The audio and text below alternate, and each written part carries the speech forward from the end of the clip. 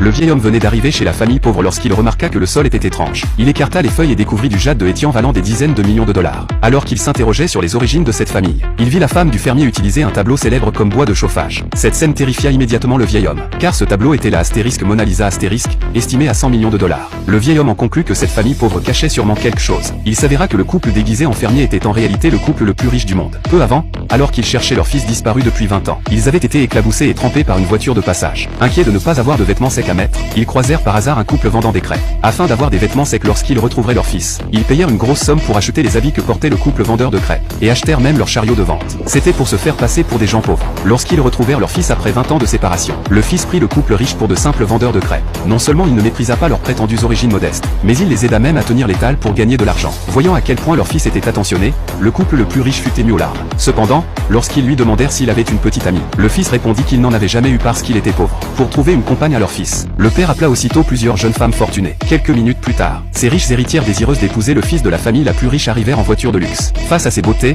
le jeune homme se sentit extrêmement mal à l'aise. Il chassa les 3 femmes riches, pensant qu'il s'agissait d'escrocs. Voyant cela, le couple le plus riche commença à s'inquiéter pour le mariage de leur fils. Pendant ce temps, un vieil homme fortuné cherchait un mari pour sa petite fille, avec la condition qu'il devait être le plus pauvre possible. Son but était d'en faire un gendre vivant au sein de la famille. Alors qu'il discutait avec sa petite fille, il aperçut soudain par la fenêtre la famille la plus riche rassemblée autour d'un œuf, en pleine discussion. Fort de ses 80 ans d'expérience, le vieil homme pensa que cette famille était si pauvre que 3 personnes partageaient un seul œuf. Il se dit que le jeune homme était exactement celui qu'il cherchait. Il lui demanda donc s'il accepterait d'épouser sa petite fille. Le jeune homme comptait refuser, mais lorsqu'il vit la jeune fille, il la reconnut comme une riche héritière un peu célèbre. Bien que la fille ne fût pas une arnaqueuse, il perdit contenance sur le moment. Il lui demanda pourquoi elle voudrait épouser un homme aussi pauvre que lui. Le vieil homme expliqua que sa famille possédait beaucoup d'argent, et qu'il choisissait délibérément les plus pauvres pour en faire ses gendres. En entendant cela, le jeune homme retrouva aussitôt confiance, car en matière de pauvreté, il se jugeait imbattable. Cela rendit le couple le plus riche extrêmement anxieux. Pour prouver qu'ils étaient vraiment pauvres, le père riche se rendit dans leur ancienne maison de famille qu'ils n'avaient pas habitée depuis des années. Avant qu'ils ne puissent cacher les objets de valeur, le vieil homme arriva précipitamment pour inspecter la maison. Voyant la demeure délabrée,